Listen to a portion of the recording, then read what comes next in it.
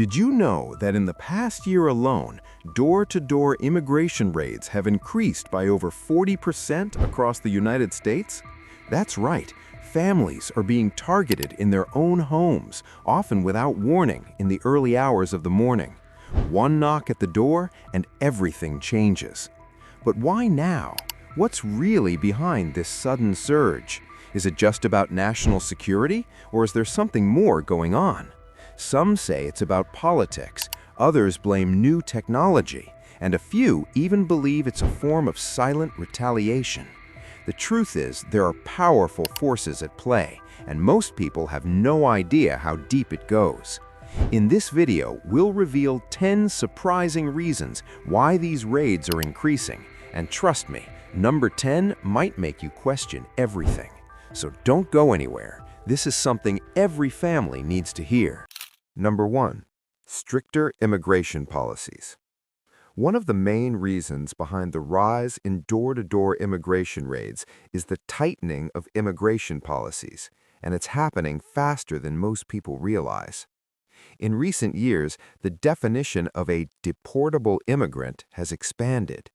It used to be that only individuals with serious criminal records were high priority for deportation, but now, under stricter policies, even those with minor offenses, like traffic violations, expired visas, or missed court dates, are being targeted.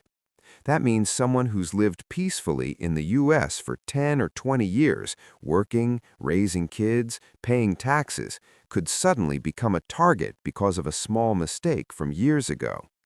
These policies are designed to cast a wider net, giving immigration officers more power and freedom to make arrests on the spot. In many cases, warrants aren't even needed if ICE agents claim reasonable suspicion. What's more shocking? Many people don't even realize the laws have changed until ICE shows up at their door. This shift didn't happen overnight. It's been building over several administrations, but recently there's been a huge push to enforce these policies more aggressively and publicly. The goal? To send a message. But here's the question. Is this really about safety, or is it about making headlines and scaring communities into silence? Regardless of where you stand on immigration, one thing is clear. Stricter policies mean more people are at risk, even if they've never committed a serious crime. And for many, that knock on the door is coming sooner than they think. Number 2, political pressure to show results. Behind the scenes of rising immigration raids is something many people overlook: political pressure. Elected officials, especially those running for re-election, often feel the need to look tough on immigration. And what's the easiest way to prove that to the public? Visible enforcement. Door-to-door raids create powerful headlines. They show action. They show results. And for some politicians, it doesn't matter who gets caught. What matters is that the cameras are rolling and the message is clear. We're cracking down. This kind of political theater turns immigration enforcement into a performance where arrests become proof of power and fear becomes a tool to win votes. But here's the dangerous part. In this race to appear effective, the human cost is often ignored. Families are torn apart. Children wake up to find a parent gone. Communities grow more fearful. And yet, none of that makes it into the press conference. This pressure trickles down to enforcement agencies like ICE. Agents are pushed, sometimes unofficially, to meet arrest quotas or show monthly numbers that can be turned into political talking points. So while the public sees headlines like 500 arrests in a week, what they don't see is the individual stories behind those numbers. Many of them people with no violent record, no threat to public safety, just caught in the wrong place at the wrong time. The truth is, immigration raids have become a political tool, and the more pressure politicians feel, the more raids we see, especially during election seasons. And the big question is, how many lives will be disrupted just to make a political point? Number 3. Expanded data sharing between agencies. Here's something most people don't know. Local police and federal immigration agents are working together more closely than ever before.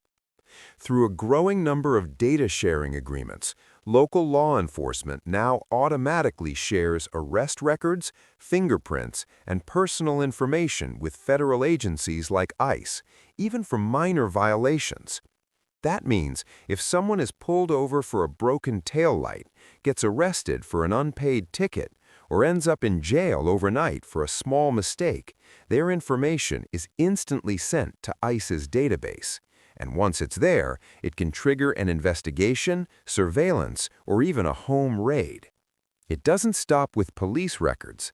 ICE also taps into DMV databases, employment records, and even school and hospital systems in some states.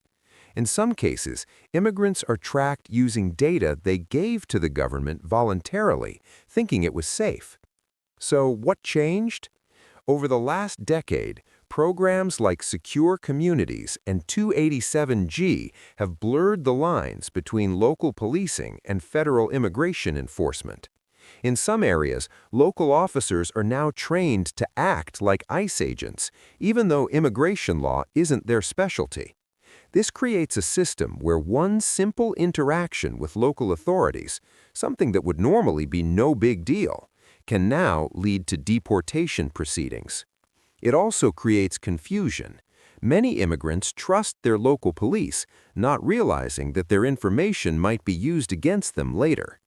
In short, data is the new weapon. And the more connected these systems become, the easier it is for ICE to track, target, and raid homes without even needing to go out and search manually. Think your personal info is safe? In today's world, that might not be the case anymore. If this video moved you, don't scroll away. Speak up in the comments. Your words could spark change. We put our heart into every video, so please support us with a quick subscribe. It's just one click, but it means the world to us. Number 4. Use of advanced surveillance tools. In the past, immigration enforcement relied mostly on tips, paperwork, and in-person investigations. But now, ICE is using cutting-edge surveillance technology, and it's changing the game completely. Thanks to facial recognition software, license plate readers, cell phone tracking, and even social media monitoring, finding someone has become faster and easier than ever. In fact, ICE has access to databases that track millions of faces, names, and addresses, often without people ever knowing. Here's the scary part. You don't even have to be in the system directly. If you appear in a photo someone else tags, check in at a public event, or even get caught on a traffic camera, you could become traceable. ICE can also use third-party data brokers, companies that collect and sell personal info from apps, websites, and public records. Everything from your Wi-Fi location to your online purchases can be used to predict where you live, work, and travel. This means that raids are no longer random, they're strategic, targeted, and driven by digital footprints. In many recent cases, ICE agents showed up at homes with pinpoint accuracy, knowing exactly who lived there, what car they drove, and when they'd likely be home. That's not a coincidence, it's surveillance in action. And what's more alarming? Much of this tech is used without a warrant or clear oversight. So while people go about their daily lives, going to work, school, or church, ICE might already be building a digital map of their every move. In this new reality, the question isn't just, where is ICE going next? It's, what do they already know, and how did they find out? Number 5. End of sanctuary protections in some cities. For years, sanctuary cities served as a kind of shield, limiting cooperation between local law enforcement and federal immigration agencies. These policies were put in place to protect undocumented immigrants from being turned over to ICE for minor issues. But now, that shield is cracking in many places. Across the country, several cities and counties have rolled back their sanctuary protections, either due to political pressure, changes in leadership, or new state laws that override local decisions. When these protections disappear, ICE gains direct access to jails, public records, and even real-time arrest notifications. That means someone booked into a local jail, no matter how minor the reason, could find themselves the subject of a door-to-door raid just days later. In some places, local police departments are now required by law to share immigration status or hold individuals longer than necessary so ICE can detain them.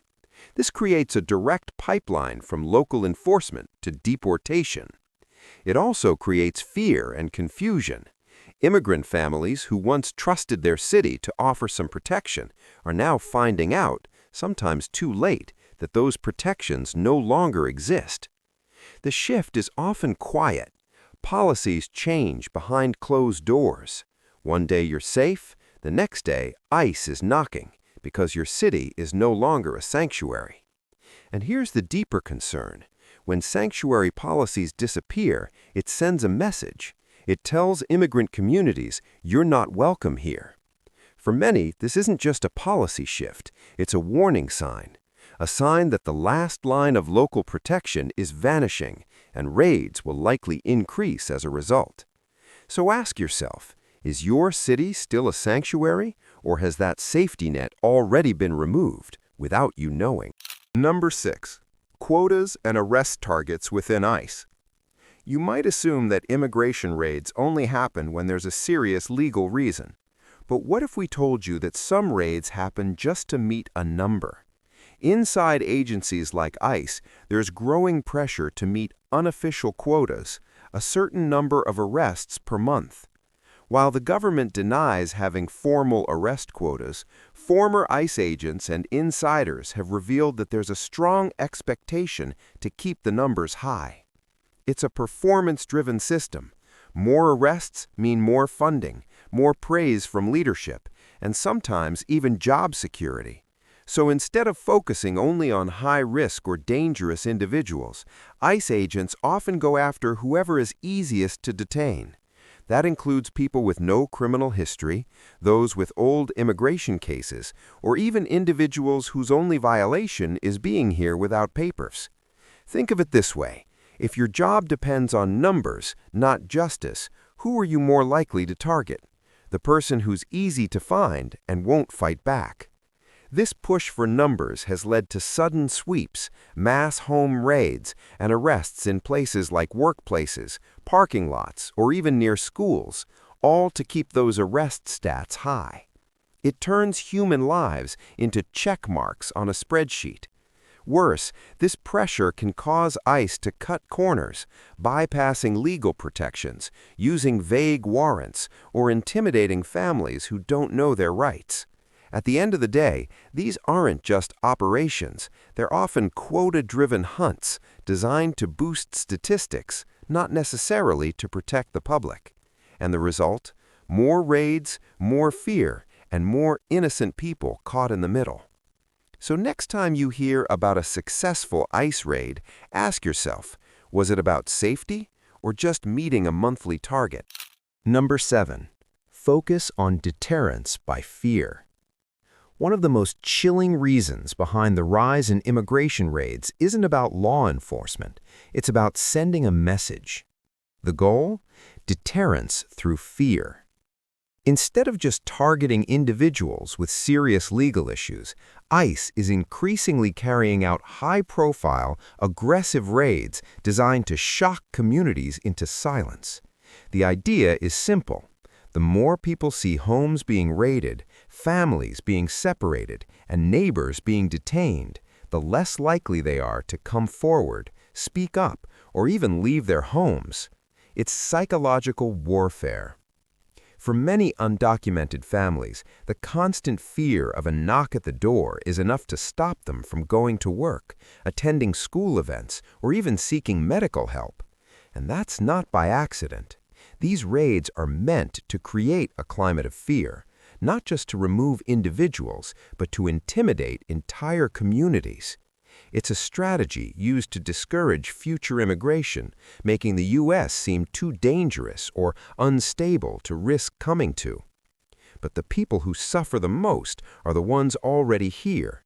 Families who have built lives, contributed to their communities, and are simply trying to survive. What makes this more disturbing is how publicized some of these raids are. Media is sometimes invited to film them, or agents wear body cams to record and distribute footage. It's not just enforcement, it's a spectacle. And the result? Families living in constant anxiety, children developing trauma, and communities becoming paralyzed by fear. So ask yourself, if fear is the tactic, what kind of future are we creating for the people already here? Number 8. Retaliation after policy pushback. Here's a side of immigration enforcement that rarely makes headlines: retaliation. In recent years, cities and states that challenge federal immigration policies by refusing to cooperate with ICE or passing laws to protect undocumented residents have seen a suspicious spike in immigration raids. And it's no coincidence.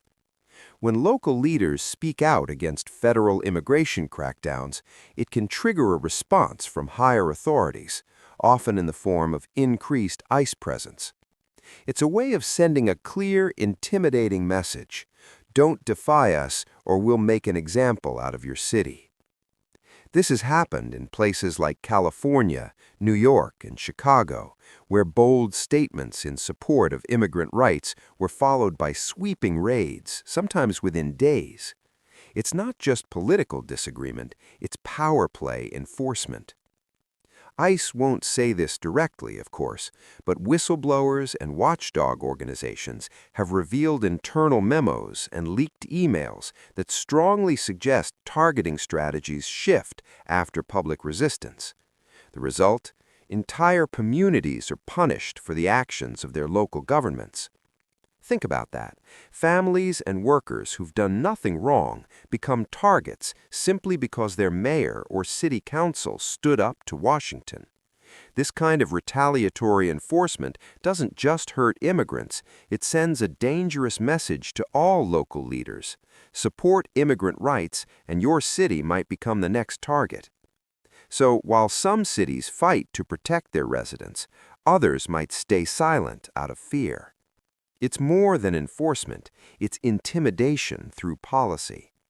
And the more these retaliation raids continue, the more immigrants and even their allies are forced into a difficult position: speak out and risk punishment, or stay silent and risk everything. Number 9. Criminal record expansion. Another major reason for the rise in door-to-door immigration raids is the broadening definition of what counts as a criminal offense. In the past, ICE focused on deporting individuals who posed a clear public safety threat, those with serious felonies or violent crimes. But in recent years, the bar has been lowered dramatically. Now, even non-violent misdemeanors, old infractions, or charges that never led to a conviction can put someone on ICE's radar. Imagine being flagged for something that happened 10 or 15 years ago, like a DUI, a shoplifting charge, or even a missed court date. These may not sound like deportation-level crimes, but under current policies, they often are. This shift gives ICE agents more flexibility to justify arrests. The term criminal alien sounds threatening, but in reality, it can include people with minor or outdated offenses, some of which were resolved long ago. Even worse, some immigrants don't realize they have anything on their record. A forgotten court case, a past arrest, or a guilty plea from years ago, all of it can now be used to justify a raid. This policy change affects millions who may have made small mistakes but turned their lives around. Parents, business owners, community leaders, all now at risk because of a technicality buried in their past. The justice system was built on the idea that people can change, but immigration enforcement is starting to say otherwise. So ask yourself, if one mistake from your past followed you forever, could you survive a knock at the door? Number 10. Increase in anonymous tips and reports. Not all immigration raids start with surveillance or policy. Some begin with something much more personal and more disturbing: an anonymous tip. In recent years, ICE has reported a growing number of leads coming from private citizens. These can be neighbors, co-workers, landlords, ex-partners, or even strangers. Anyone with a grudge or bias, armed with just a phone and a few details.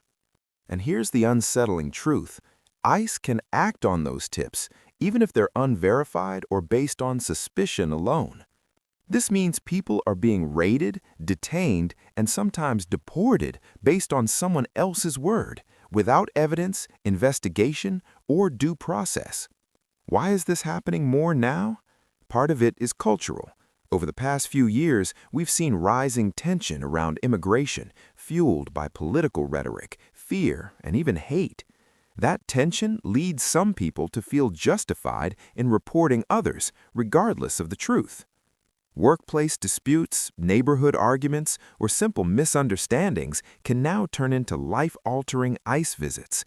In some heartbreaking cases, ex-spouses or bitter acquaintances have reported someone just to get revenge.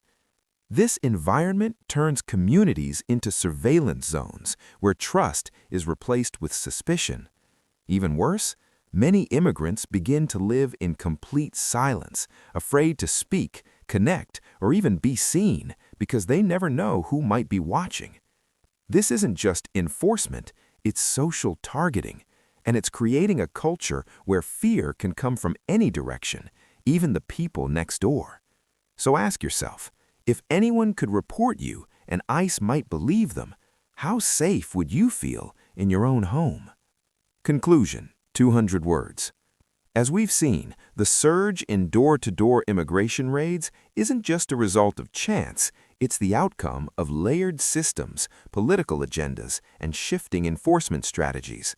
From expanded data sharing and advanced surveillance tools to retaliatory crackdowns and anonymous tips, the reasons are complex, but the impact is deeply personal.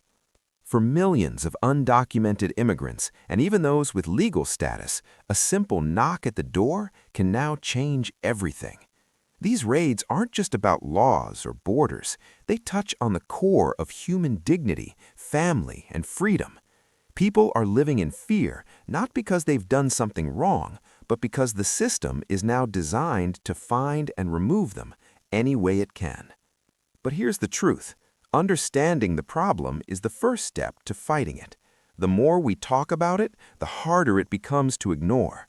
The more we expose, the more we can resist. The question isn't longer, will this happen? It's, what can we do right now to protect each other?